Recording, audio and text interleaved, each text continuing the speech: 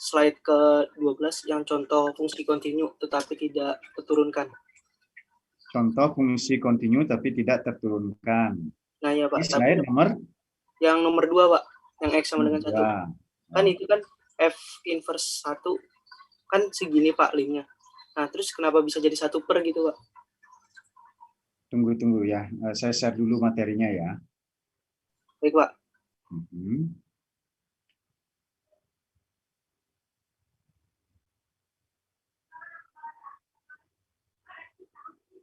Di halaman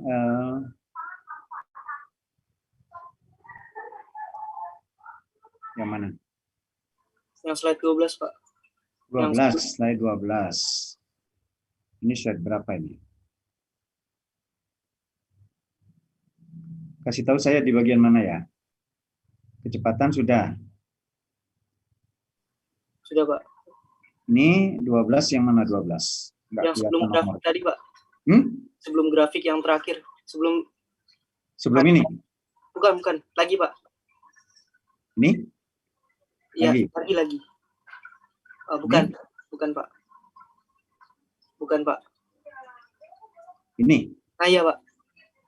Yang F aksen 1 itu kan lim X menuju 1 kan segini Pak. Nah terus kenapa di bawahnya itu 1 per Pak? Itu gimana ya Pak? Oh ini? Yang ini jadi ini gitu ya? Iya Pak.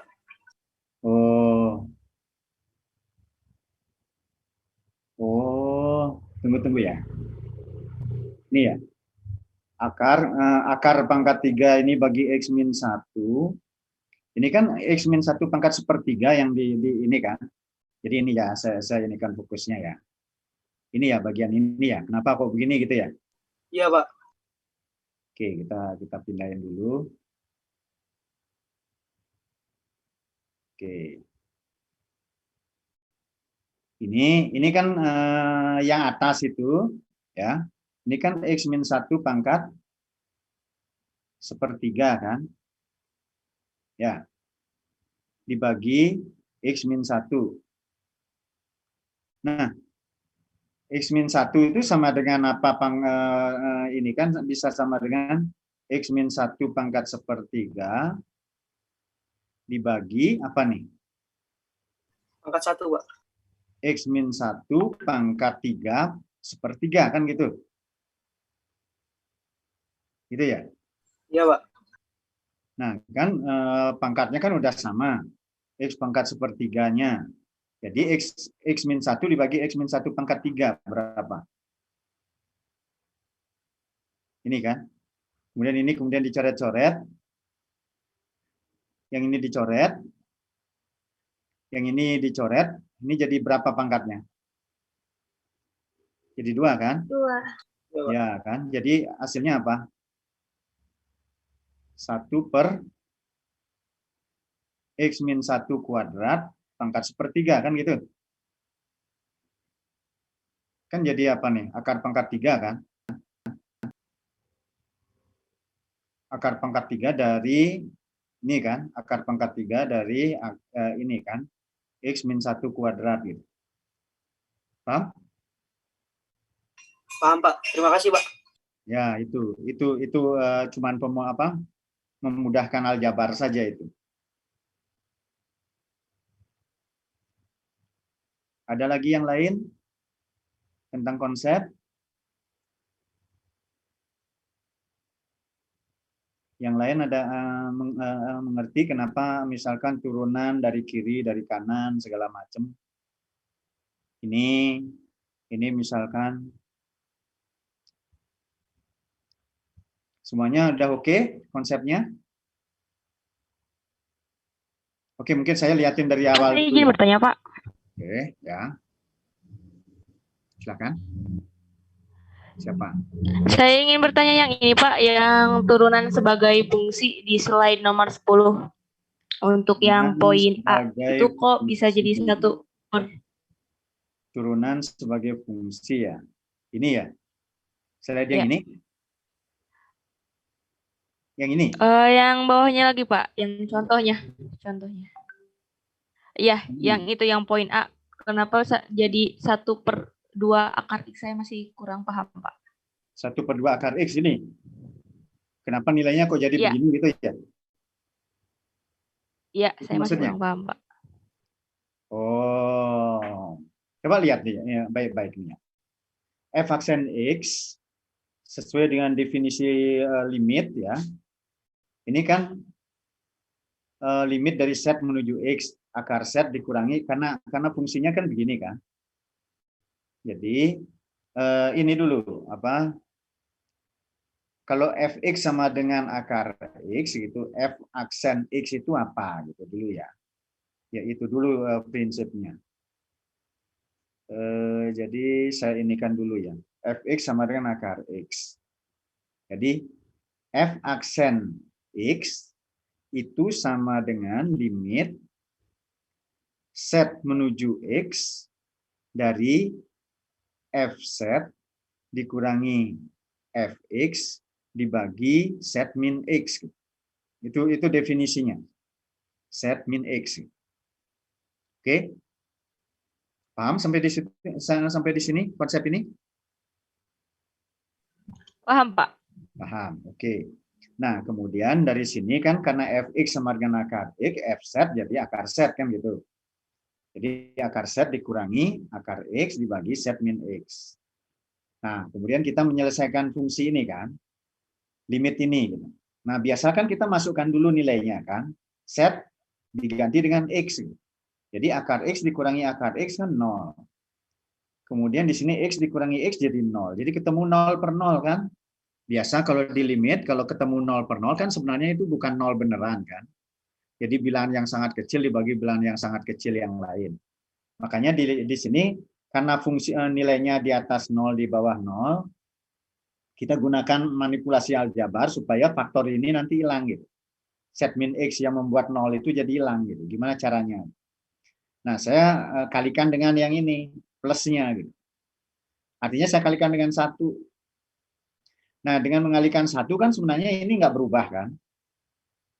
Ya, kenapa? Karena saya kalikan dengan bilangan 1 sebenarnya. Ini per ini kan 1. Cuman bentuknya jadi berubah gitu. Jadi ini menjadi akar set kuadrat dikurangi akar x kuadrat gitu.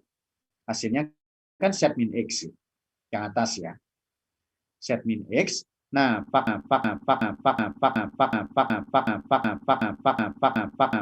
nah ini kan hilang kan, bisa dicoret. Jadi faktor yang ini bisa dicoret, yang ini bisa dicoret. Tinggal yang ini kan, seper ini jadinya. Seper akar set ditambah akar x. Nah, karena setnya menuju x kan setnya diganti dengan x. Jadi ini menjadi 1 per akar x ditambah akar x. Gitu. Akar x ditambah akar x kan jadi 2 akar x. Paham sampai di situ? Paham, Pak. Paham. Ya, itu maksudnya. Ya. Nah, kemudian dari sini kemudian karena kita dapat f aksen x, f aksen 4 tinggal ganti x-nya dengan 4 gitu. Jadi itu. Baik, Pak. Terima kasih, Pak. Saya paham. Nah, ada lagi yang lain?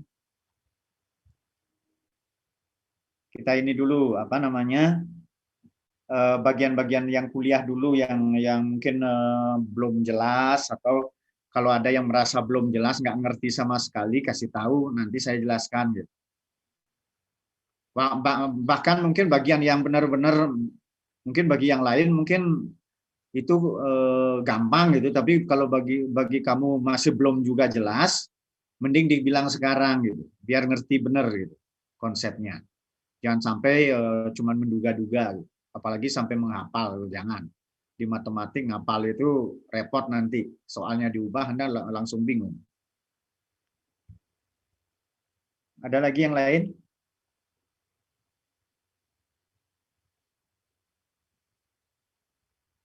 Hubungan antara terturunkan dengan kekontinuan dan seterusnya.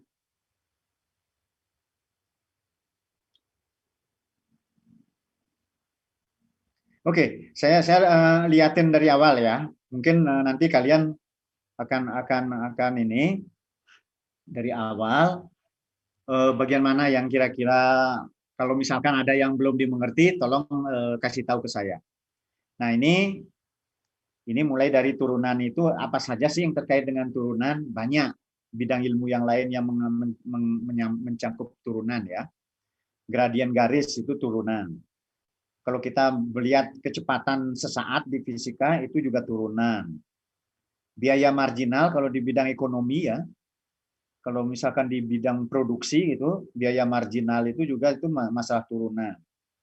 Laju-laju, entah itu laju reaksi kimia, laju pertambahan penduduk, pokoknya yang namanya laju-laju artinya perubahan besaran itu sebenarnya turunan.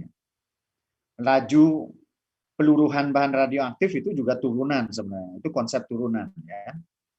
Cuman masalahnya itu fungsinya apa itu tergantung dari bidang ilmunya gitu. Ada fungsinya merupakan fungsi jarak, ada fungsinya merupakan biaya produksi, ada fungsinya merupakan besaran jumlah penduduk dan sebagainya. Jadi tergantung fungsinya saja. Nah, begitu ada perubahan dari nilai fungsi itu sebenarnya masalah turunan. Ya. Jadi turunan itu sebenarnya banyak terapannya di berbagai bidang ya. Termasuk juga di bidang ilmu sosial ya. Laju penyebaran dari suatu berita itu juga turunan sebenarnya. Nah, kemudian turunan itu kemudian dari konsep yang demikian banyak di setiap bidang ilmu, kemudian dibuat menjadi lebih lebih standar gitu dalam notasi matematis. Ini dalam bentuk seperti ini gitu. Definisi dari turunan itu sebenarnya menyatakan laju perubahan dari nilai suatu fungsi ya. Terhadap apa? Misalkan terhadap waktu kayak terhadap dalam hal ini terhadap x kan. Ya, karena fungsinya merupakan fungsi dari x. Nah, fungsi dari turunan bentuk seperti ini ke ini kalian sudah paham ya? Tadi udah dijelaskan ya? Sudah paham? Kenapa kok turunan bisa pakai rumus yang ini, bisa juga pakai rumus yang ini? Paham itu? Paham, Pak. Paham. Paham, Pak. Paham. Jadi, misalkan kalau kita punya fungsi begini, nah sekarang kalau fungsi yang begini, ya, bagaimana kalau kita cari turunan menggunakan rumus yang ini? Gimana? F aksen 3. Gimana kalian bisa nggak ngitung? F aksen 3. Jadi sebagai contoh di sini, ini saya punya contoh fungsi seperti ini ya. Saya copy, saya sendirikan fungsi ini.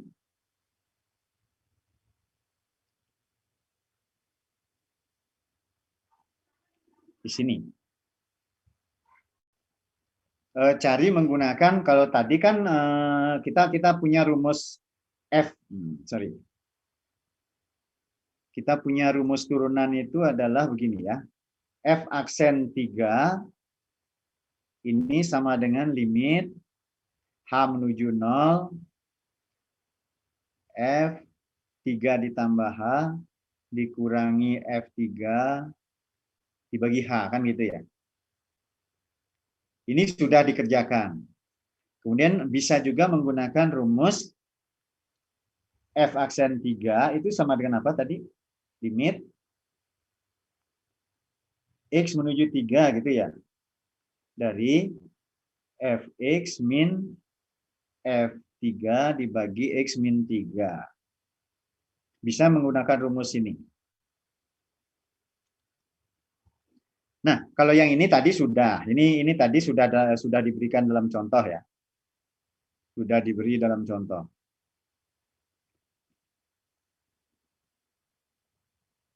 Nah, kalau kita menggunakan ini hasilnya sama dengan apa nih? Limit X menuju 3 dari apa? Fx 4. Fx tambah X 1 plus 1. gitu kan? Dikurangi F3, artinya apa? Dikurang 11. Dikurangi 4 kali 3 tambah 1, kan gitu? 13. Ya kan, F3-nya kan gitu. Dibagi X min 3. Maka ini akan sama dengan limit X menuju 3 dari apa? 4X tambah 1 dikurangi berapa nih? 13. 13. Jadi 4X dikurangi berapa jadinya? Min 12. Min 12. Kan Pak. gitu. Dibagi X X. min 3. Ini limit ini sama dengan X menuju 3 dari 4-nya bisa kita keluarkan ya. 4 dari X min 3 dibagi X min 3 kan gitu. Ini bisa dicoret. Hasilnya dapatnya konstanta 4. Hasilnya jadi 4. Sama dengan kalau kita kerjakan dengan versi yang ini ya. Ini juga hasilnya sama dengan 4. Jadi walaupun rumusnya kelihatan sedikit berbeda, tapi sebenarnya rumus itu sama gitu. Ya, prinsipnya. Bisa pakai rumus yang ini. Ya. Artinya bisa pakai rumus ini, bisa juga pakai rumus yang versi ini. Ya, hasilnya sama. Itu tentang rumus turunan ya. Nah, kemudian tentang kecepatan itu ini sebenarnya bahwa turunan suatu fungsi di suatu titik itu sebenarnya sama dengan gradien garis singgung dari fungsi itu di titik tersebut. Ya. Jadi, kalau saya punya fungsi seperti ini. Nah, ini kita main pengertian saja dulu ya. Saya punya fungsi seperti ini, saya gambarkan fungsinya. Ini misalkan di sini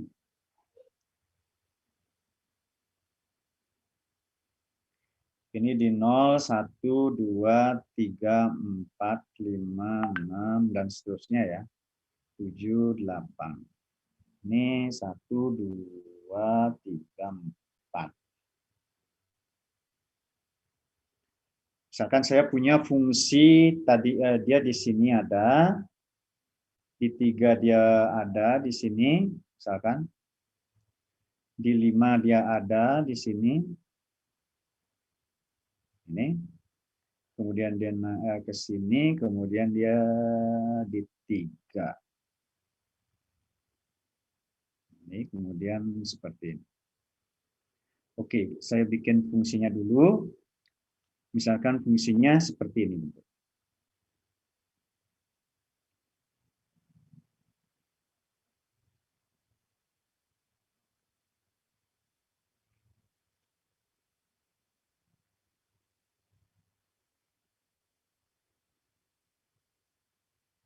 Ya, seperti ini ya. Sudah paham, kelihatan ya. Nah, ini beberapa titik-titiknya. Ini seperti ini. Ini titik-titik yang terkait dengan fungsi, nilai fungsi itu.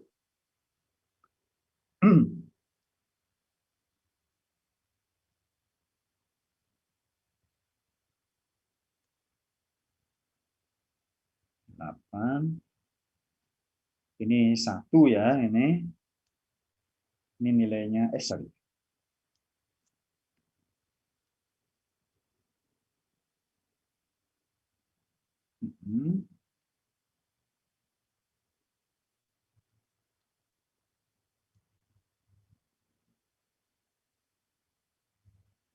Nah, ini misalkan saya punya fungsi seperti ini.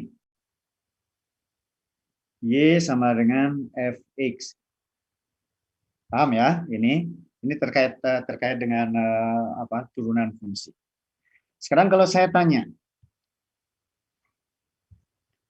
ya, jawab ya.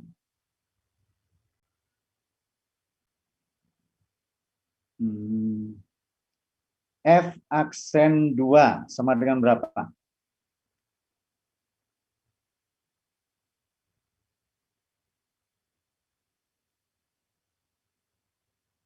F aksen 2 sama dengan berapa?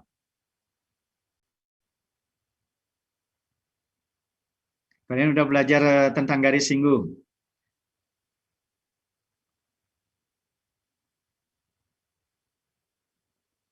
Halo? 1,2 kan? Dapatnya dari mana itu? Coba kita lihat di sini ya. Berapa jawabannya tadi? 1,2 kalau menurut saya, Pak. Dari mana dapatnya itu? Kalau saya pakai itu, Pak, yang 3 dibagi delta Y per delta X. 3 bagi 2 ya. 3/2,5 Pak. Dari mana 2,5? Salah nih. Kemiringan garis singgung kan? Di titik 2. Di titik ini. Di titik ini kan? Kemiringan garis singgung sorry. Dia kan menggambarkan kemiringan garis singgung di titik ini kan? Di titik ini kan? Nah, garis singgungnya yang mana? Garis singgungnya kan yang ini kan? Ya enggak? Iya, Pak. Nah, kemiringan garis singgungnya berapa ini? 3/2. 3/2. Jadi jawabannya ini adalah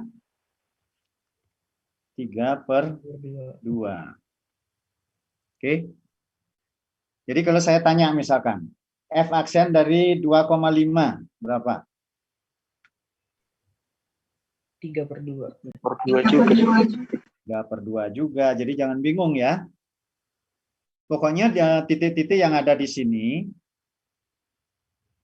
ini F aksennya itu sama dengan F aksen X-nya itu 3/2. Nah, sekarang kalau saya tanya, F aksen 3 sama dengan apa? 0.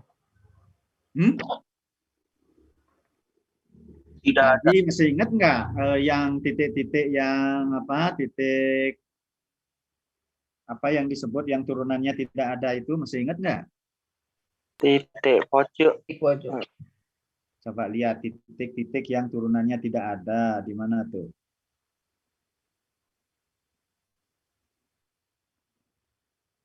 Ini kan? Ini kan titik apa namanya nih? Titik Pojok kan? Nah, kemudian titik yang begini, itu turunannya tidak ada di titik ini. Titik yang agak-agak ini kayak kurva X pangkat sepertiga itu. Ini juga tidak ada. Nah, jadi kalian kalau diberikan kurva, kalian harus paham itu kenapa kok turunannya di titik ini tidak ada gitu. Jadi F aksen 3 itu jawabannya tidak ada. Nah, kalau kalian ingat bahwa turunan dari kiri maupun dari kanan, nah kita lihat bahwa dari kiri turunannya itu menggambarkan kemiringan garis singgung dari arah kiri. Kemiringan garis singgung dari arah kiri, kalau turunan kirinya, itu kalian lihat di sini, kemiringan ini, yaitu besarnya 2/3 dari kiri, turunan dari arah kiri. Sedangkan turunan dari arah kanan, kemiringan garis singgung yang ini. Ini juga 2/3, min 2/3 gitu. Jadi yang dari kiri 2/3, yang dari kanan min 2/3. Makanya turunan dari arah kiri dan kanannya beda, maka turunannya itu tidak ada gitu. Kan tadi sudah dijelaskan turunan dari kiri maupun turunan dari kanan kan? Oke. Jadi kalau ditanya sekarang misalkan F aksen 4 berapa? min 3/2. Ya, min 3/2. Nah, sekarang kalau saya tanya F aksen 5. Tidak ada. Nah, itu juga termasuk titik pojok ya. Jadi tidak ada. Kenapa tidak ada? Itu karena kalau dari arah kiri kemiringan garis singgungnya adalah min 3/2, sedangkan dari arah kanan kemiringan garis singgungnya 0 gitu. Jadi dari arah kiri min 3/2, dari arah kanan 0 gitu. Datar ya 0. Maka tidak ada gitu. Tapi kalau ditanya misalkan F aksen 5,5 berapa? 0. 0, Pak. Nah, ini kan kemiringan garis singgung yang garis datar itu punya garis singgung kemiringan berapa? 0. 0 kan? Maka di sini F aksen 5,5 itu sama dengan 0. Oke, paham? Nah, jadi kalau di sini F aksen 6 itu tidak ada, F aksen 7 juga tidak ada. F aksen 7,5 misalkan sebagai contoh itu 0. Itu untuk kurva yang sederhana ini ya. Jadi kalian harus paham di mana turunannya ada, di mana turunannya tidak ada. Walaupun fungsinya kelihatan kontinu ya. Fungsinya kontinu, tapi turunannya tidak selalu ada di setiap X gitu. Di titik ini turunannya tidak ada, di titik ini tidak ada, di sini tidak ada, di sini juga tidak ada gitu. Turunannya tidak ada. Nah, kalau di titik-titik X yang di sini turunannya 0, kalau di titik-titik ini turunannya pasti positif. Kenapa? Karena kemiringan garis singgungnya positif ya. Nah, berapanya bisa kalian hitung, ini sama dengan 2/1 kan? Jadi 2 di sini. Ini turunannya untuk X yang di sini turunannya 2 gitu. Berapapun X yang ada di antara 6 dan 7 itu turunannya pasti 2 gitu. Kenapa? Karena kemiringan garis singgung di sini 2 semua. Oke, paham ya? Jadi itu konsep antara kurva dengan turunannya. Ingat bahwa turunan itu adalah kemiringan garis singgung di kurva itu. Ya, jadi itu. Oke, itu terkait dengan ini. Kemudian persamaan persamaan dari garis singgung, saya kira ini di SMA udah biasa ini ya. Jadi persamaan garis singgung di suatu kurva, ini rumusnya ini biasa nih di SMA ini. Rasanya kalian udah lebih pintar untuk menghitung yang model begini dari saya. Nah, kemudian kalau misalkan di sini gradien persamaan garis singgung di suatu kurva seperti ini, yakinkan dulu bahwa titik yang ditanya ini ada di kurva gitu ya. Ya. Kalau misalkan titiknya tidak di kurva, beda lagi ceritanya. Ini kalau ini kita pastikan dia ada di kurva dulu. Nah, lihat masukkan di sini 3 kuadrat dikurangi 4 kali 3 hasilnya -3. Oke, dia ada di kurva ini. Kenapa? Karena dia memenuhi persamaan ini. Y-nya ya. Jadi ada di kurva ini. Nah, kemudian kita tinggal mencari kemiringan garis singgung di titik 3. Makanya di sini dicari F aksen 3. Oke. Setelah dapat kemiringan garis singgung di sini 2, ternyata dari situ kita akan dapatkan persamaan garisnya. Nggak ada pertanyaan ya bagian yang ini. Nah ini ilustrasi dari gambar kurvanya. Kalau kalian mau lebih presisi lagi ininya untuk tahunya ya. Kenapa seperti itu? Ini saya kasih gambar kurvanya itu sebenarnya seperti ini kurvanya. Ini ya. Ini kurvanya yang warna merah. Nah, kemudian titik yang dimaksud itu di titik 3,-3. Ini titiknya.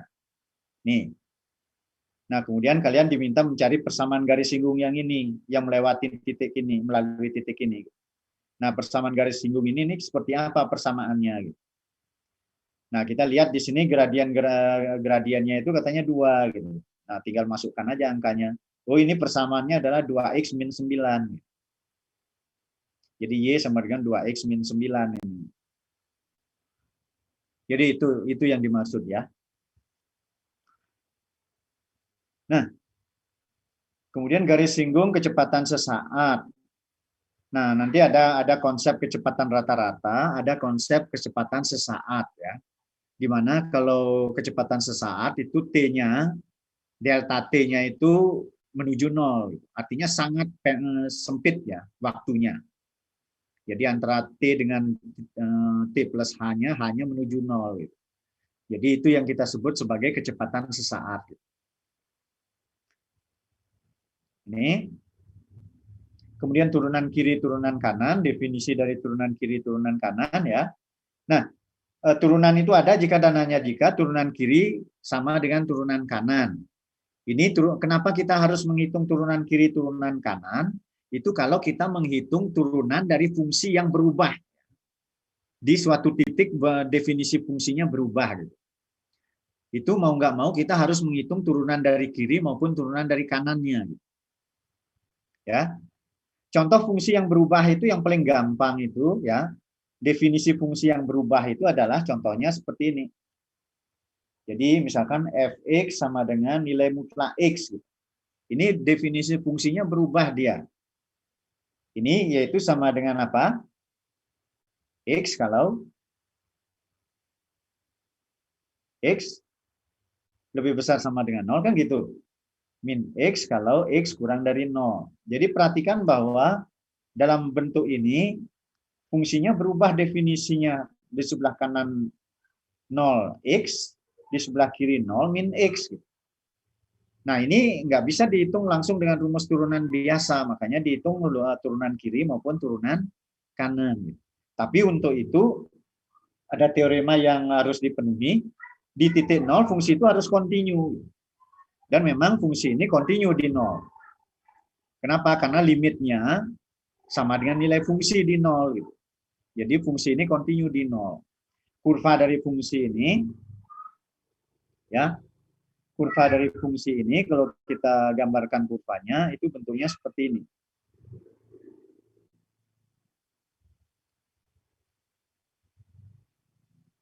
Jadi kurva fungsinya itu di X lebih besar sama dengan 0, Y sama dengan X, seperti ini, sorry. Y sama dengan X.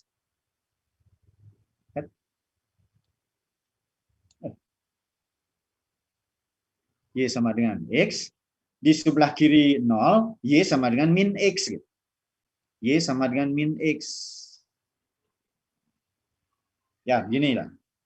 Jadi makanya ini kurva dari ini kurvanya adalah Y sama dengan min X, ini Y sama dengan X. Bentuk kurvanya jadinya nanti bentuknya seperti ini. Nah, perhatikan di sini titiknya ini titik pojok ya, di istilahnya. Kenapa? Karena terjadi perubahan drastis arah fungsi yang tadinya nuncap ke sini kemudian tiba-tiba ke sana, gitu kan? Artinya kemiringannya yang tadinya kemiringannya min 1 berubah menjadi 1 kemiringannya. Ini artinya kalau kita lihat di sini turunan dari arah kanan nilainya 1, turunan dari arah kiri nilainya min 1. Sehingga dari kiri dan kanan beda, maka artinya turunan di titik 0, ya, turunan di titik 0 ini tidak ada. Gitu. Ini alasannya karena F aksen 0, tapi dari arah kiri, ini nilainya sama dengan min 1. Sedangkan F aksen 0, tapi dari arah kanan, nilainya adalah 1. Jadi karena di nilainya ini tidak sama, maka kita katakan F aksen 0 ini tidak ada. Jadi syarat suatu fungsi ada turunannya di suatu titik, pertama dia kontinu dulu di titik itu. Ya.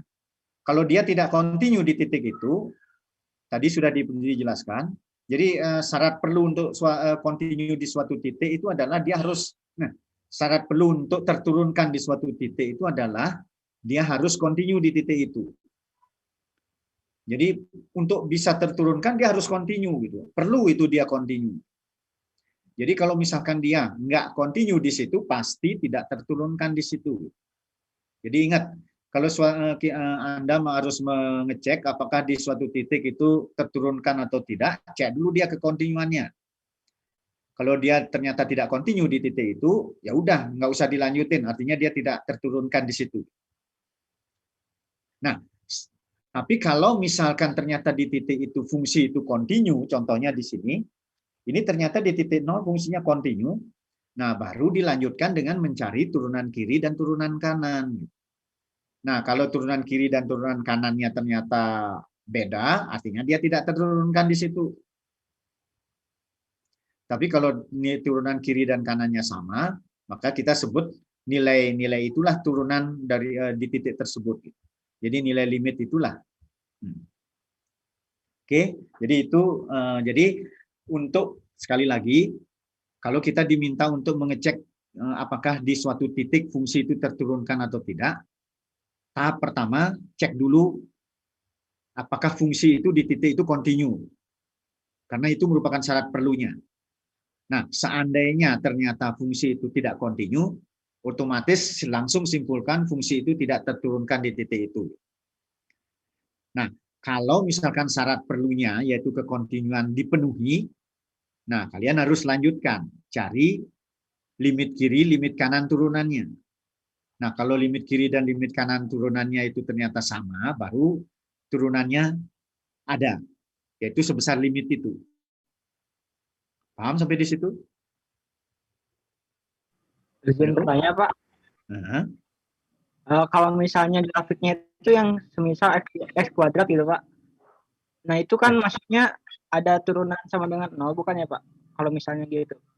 kalau fungsi X kuadrat di 0.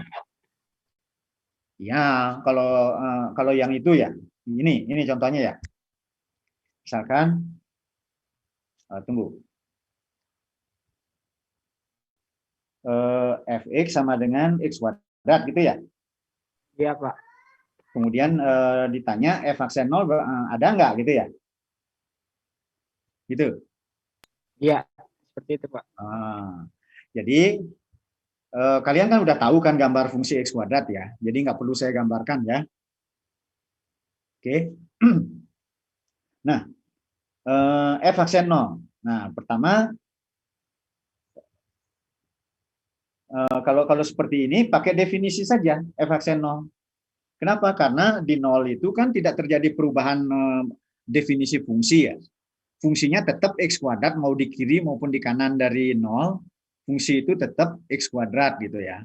Sehingga turunannya bisa kita hitung dengan rumus seperti ini.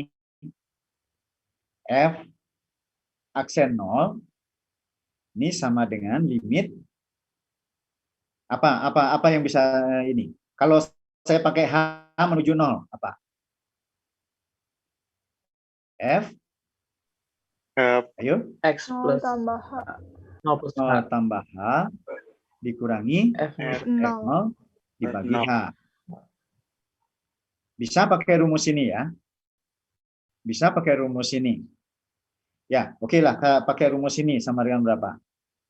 Limit H menuju 0, 0 tambah H, H kan? FH apa?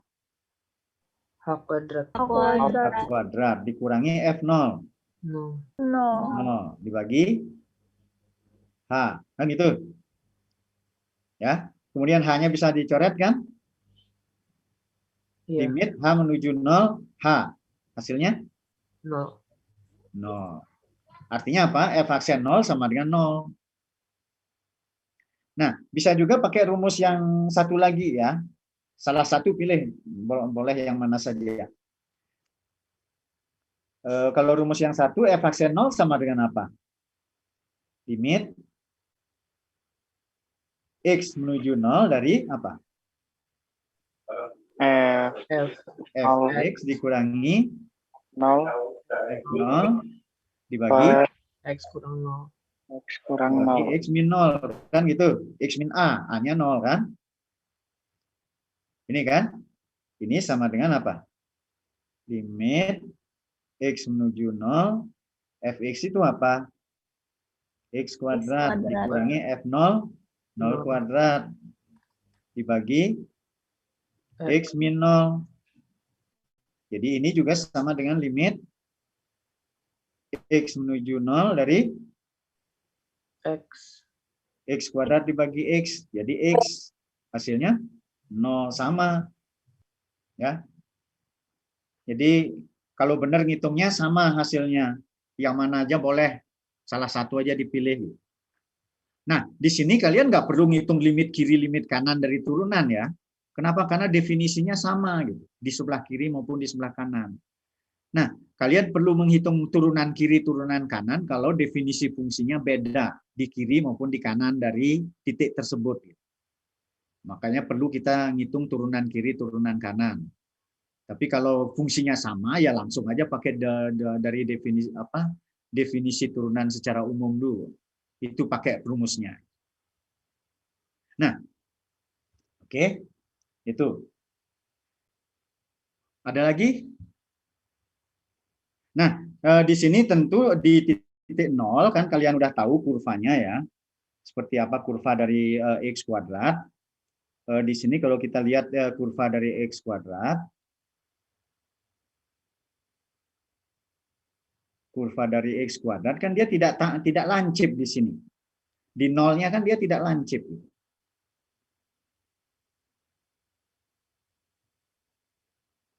Jadi apa namanya, turunan dari kiri maupun kanannya sama, yaitu menuju nilainya 0. Gitu. Dia tidak termasuk salah satu dari pilihan 4 titik tadi ya. Titik pojok, titik lancip, titik apa lagi itu. Kemudian titik yang tidak kontinu itu dia tidak tergolong. Jadi ini di 0 turunannya ada. Kebetulan di sini 0 ya. Untuk Y sama dengan X kuadrat.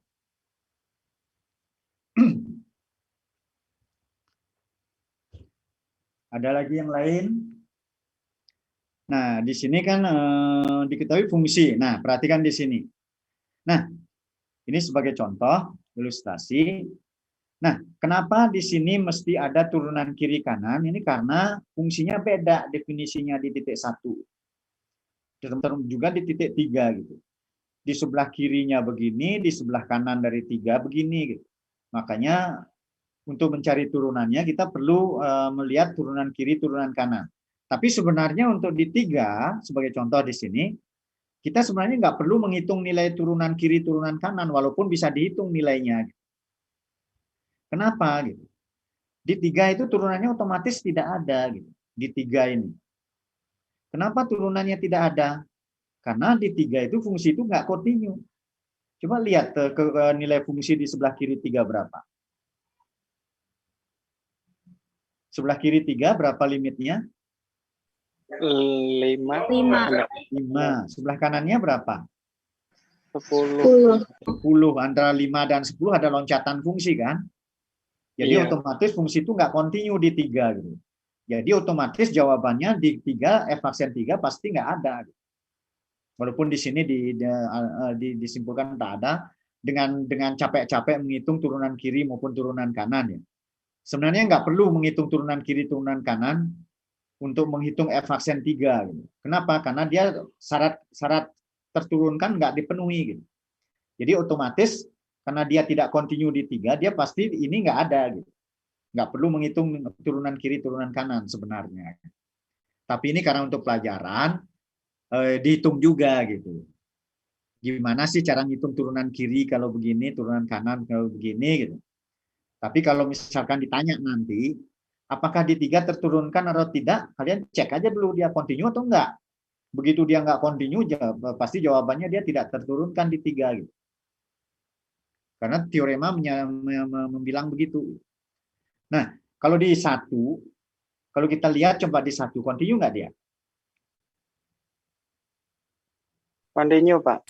Continue. Nah, dari kiri nilainya 1, dari kanan 1 juga. 1, dan nilai fungsinya juga 1 kan gitu. Nah, artinya dia kontinu. Oke, kalau seperti ini, kalau ditanya apakah dia terturunkan di 1, baru kita hitung turunan dari kiri maupun turunan dari kanan gitu. Di 1. Kenapa? Karena dia kontinu. Jadi kita harus wajib mengecek turunan kiri turunan kanannya. Dan kebetulan sama gitu. Makanya di 1 turunannya ada. Oke. Jadi itu. Jadi kalau misalkan nanti kalian diminta untuk ini, apakah fungsi itu terturunkan di 1 maupun di 3, cek aja ke kontinuannya dulu. Kalau dia tidak kontinu, otomatis dia tidak terturunkan. Itu ya. Jadi gitu caranya.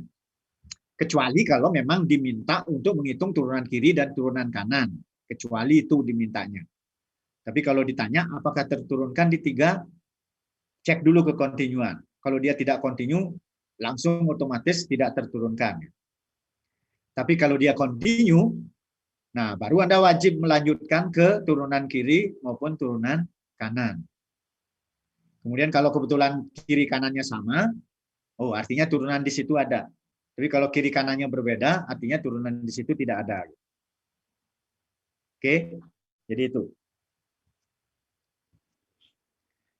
Apalagi? Ya, turunan sebagai fungsi. Nah, tadi kan turunan di suatu titik. Tapi kalau titiknya banyak gitu, itu ada terus turunannya, lama-lama turunan itu jadi fungsi. Gitu. Makanya di sini kalau di titik A misalkan dia ada, tapi banyak A yang memenuhi gitu ya, dengan bentuk formula tertentu, maka turunan itu berubah menjadi fungsi. Maka di sini f aksen x. Kenapa? Karena x-nya bisa diubah-ubah, tidak lagi konstanta seperti tadi a. Gitu. Maka di sini definisinya agak sedikit diubah. Gitu. Jadi di sini x tambah h dikurangi fx dibagi h. Gitu. Nah sekarang kalau tadi ini jadinya ini sama dengan set menuju x. Gitu. Jadi set menuju x, f set dikurangi fx per set min x. Kalian paham kenapa dari rumus ini berubah menjadi ini? Paham nggak? Ada yang tidak paham? Bahwa rumus ini dengan ini sebenarnya sama saja. Yang saya bingung kan mungkin itu Pak, kalau yang sebelumnya itu kan rumusnya limit X menuju A. Terus kenapa kalau yang ini dirubah jadi step-nya yang menuju X Pak? Kenapa kok setnya yang menuju X itu kok aneh gitu ya? Itu ya? Iya, bukan X yang menuju Z gitu Pak. Ini loh, ini penjelasan di sini ya. Jadi f aksen X dulu ya.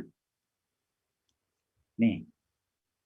Kan kita tahu bahwa f aksen X kan definisi SMA ya. Limit H menuju 0 apa? F X tambah H gitu kan gitu ya. Dikurangi F X dibagi H kan gitu ya. Ini kan? Setuju? Setuju. Ya, sekarang saya umpamakan ya. Set itu adalah X plus H. Set itu X plus H. Oke? Nah, sekarang kalau saya tanya, kalau set sama dengan X plus H, ya, implikasinya, kalau H-nya menuju 0, gitu, apa akibatnya? Kalau H-nya lama-lama menuju 0. Z-nya mendekati X. Nah, kan, jadi setnya jadinya mendekati X, kan gitu. Ya enggak, kalau H-nya lama-lama mengecil, gitu, setnya kan lama-lama jadi dekat-dekat ke X, gitu, karena H-nya menuju 0, kan gitu.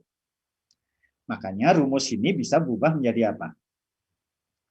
Rumus ini berubah menjadi limit begitu H menuju 0 artinya setnya menuju X kan gitu. Ini F-nya X tambah H kan jadi set kan. Karena tadi set itu X plus H. F set dikurangi Fx dibagi H. H-nya bisa diganti dengan apa? Z min X. Lihat ini kan.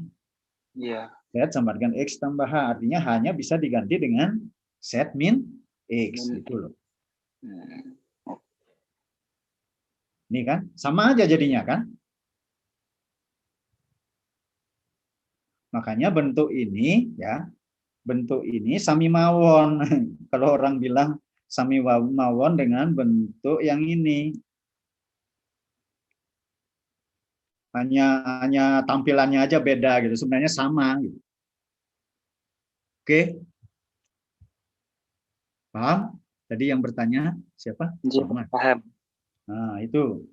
Makanya nah, tapi nggak harus set ya. Nggak harus set ya. Kalian bisa aja berkreasi ya. Jadi kalau misalkan saya tulis begini jangan salahkan saya, sama saja. Limit apa? M menuju X gitu. Fm dikurangi Fx dibagi apa? Supaya ini setara. M min X. Ini juga benar gitu ya. Jadi jangan cuma set aja, yang ini juga benar gitu. Ya. Jadi nggak ada bedanya dengan yang ini gitu. Kalaupun saya ganti M di sini gitu. Oke. Jadi jangan terlalu terpaku dengan simbol-simbol itu gitu. Ya, Pak, untuk sementara pakailah simbol ini dulu ya. Kalau kalian udah ahli, lama-lama kalian bisa ganti simbolnya seenak kalian. Yang penting konsepnya benar gitu. Jadi tidak harus set gitu. Ya. Oke, ada lagi yang lain?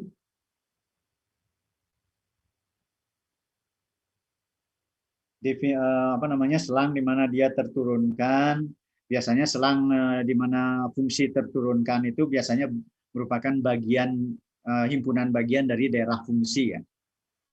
Jadi kenapa? Karena turunan fungsi itu biasanya daerah dari turunan fungsi itu merupakan himpunan bagian dari daerah fungsi. Jadi kalau misalkan daerah fungsinya di selang tertutup, bisa jadi turunan fungsi itu di selang terbuka dari selang itu. Jadi merupakan himpunan bagiannya. Ini contohnya yang di sini ya. Ini kan kalau kalian lihat daerah fungsinya di mana nih? Daerah fungsi F-nya di mana?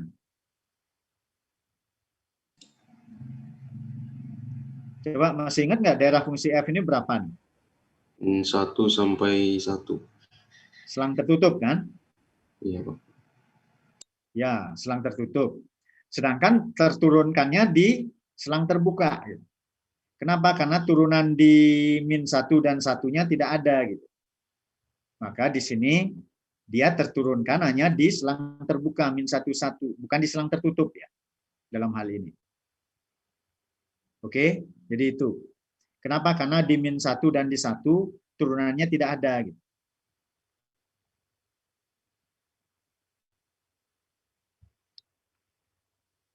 Oke, apalagi?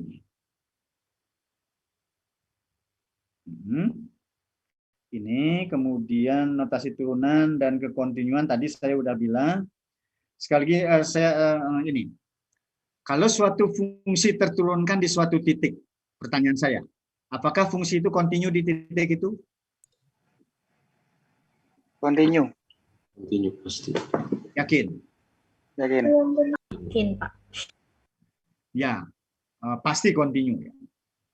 Jadi keterturunan di suatu titik itu merupakan syarat cukup bagi kekontinuan. Jadi artinya apa? Kalau fungsi itu terturunkan di titik itu, dia pasti kontinu di titik itu. Ya, jadi terturunkan di suatu titik itu adalah syarat cukup untuk terjadinya kontinu di titik itu. Jadi kalau ada informasi, oh dia kontinu, oh dia terturunkan di A, oh dia pasti kontinu di A gitu. Nah, tapi jangan dibalik. Gitu. Kalau jangan dibalik, tidak berlaku sebaliknya. Gitu. Misalkan F kontinu di A, apakah dia terturunkan di A? Belum tentu. Belum tentu, makanya Belum itu tentu, jangan Pak. dibalik. Gitu. Kenapa? Karena kekontinuan hanya syarat perlu. Gitu. Jadi untuk dia terturunkan memang perlu dia harus kontinu di situ. Gitu. Kalau dia nggak kontinu di situ, dia otomatis nggak terturunkan di situ. Gitu. Makanya kalau dia hanya kontinu di titik A, dia belum pasti akan terturunkan di A juga. Banyak contohnya ya. Di titik tertentu dia tadi ada 4 contoh jenis titik di mana fungsi itu tidak terturunkan di situ, tapi di 3 titik yang diberikan itu dia kontinu di titik itu sebenarnya, tapi terturunkan tidak. Oke, jadi itu hubungan antara terturunkan dengan kekontinuan. Jadi terturunkan adalah syarat cukup bagi kekontinuan. Artinya apa? Kalau di titik itu terturunkan, pasti di titik itu kontinu. Tapi kekontinuan hanyalah syarat perlu bagi terturunkan. Kalau dia syarat perlu, artinya ada syarat yang lain. Bisa jadi. Jadi contohnya misalkan untuk jadi gulai, itu perlu apa? Cabai misalkan. Emang dengan adanya cabai aja jadi gulai? Enggak kan? Ada lagi yang lain-lain. Memang perlu untuk jadi gulai itu perlu cabai. Nah itulah contohnya misalkan. Tapi kalau syarat cukup dengan kecukupan itu otomatis itu terjadi. Itu syarat cukup dengan syarat perlu ya. Itu pengertiannya. Jadi kekontinuan dengan terturunkan. Apalagi. Nah, contoh kurva kurva yang ini perhatikan di sini yang tadi yang disebut titik yang garis singgungnya itu tegak. Ini contohnya ini ya. Ini contoh fungsi. Ini contoh fungsi yang apa namanya titik pojok yang dibilangnya ya. Ini contohnya. Ini di 0 ini turunannya tidak ada, tapi dia continue di 0.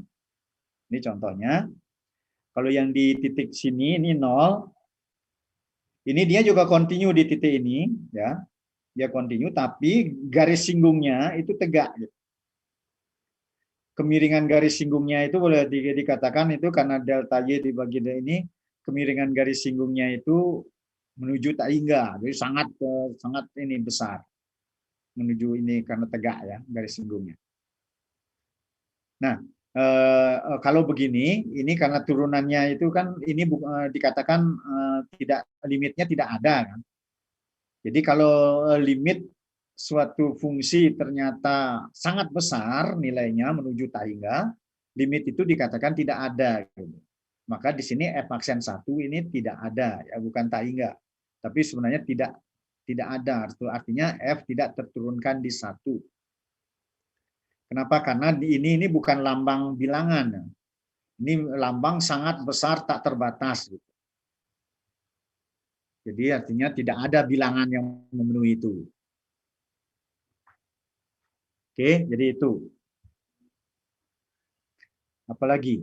Nah, ini yang tadi ya, yang barusan kita omong-omongkan. Ini adalah contoh titik pojok. Ini titik taring. Tapi titik taringnya nggak cuma begini ya. Mungkin kalian pernah ketemu bentuk fungsi seperti ini. Ini juga tergolong titik taring ya. Saya gambarkan misalkan bentuk fungsinya seperti ini. Nah, ini juga titik taring nih. Tuh. Apa namanya? Mungkin begini. Nah, seperti ini. Nah, di titik ini juga termasuk titik taring gitu. Jadi ini kalau di titik ini terjadi perubahan kecekungan yang tadi kecekungan ini bisa jadi kalau ini terjadi perubahan kecekungan ya. Ini cekung ke bawah, cekung ke atas, tajam tapi perubahannya di titik ini. Kalau ini kecekungannya tetap tidak berubah, tetap cekung ke atas semua. Ya, cekung ke atas. Kalau yang ini tetap cekung ke bawah, kalau dicontoh di sini. Tapi titiknya ini semua namanya titik taring ya. Titik taring. Kalau yang ini garis singgung vertikal, tapi gambar kurvanya tidak terlalu menggambarkan garis singgung vertikal, mungkin lebih diwakili oleh gambar ini. Gambarnya kurang bagus ini. Lebih diwakili oleh gambar yang ini. Ini yang garis singgungnya vertikal. Titik ini ya. Jadi kalau di gambar yang ini kesannya tidak vertikal. Kesannya garis singgungnya positif. Sebenarnya gambarnya yang dimaksud adalah gambar yang ini. Jadi gambar yang ini yang dimaksud. Di titik ini ya, garis singgungnya mendekati vertikal.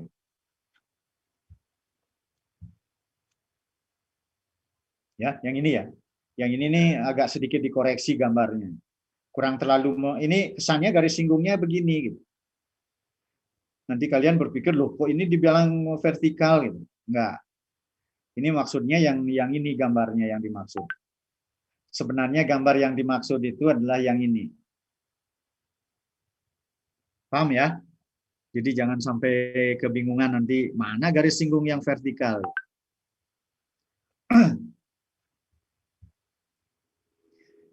Ada lagi.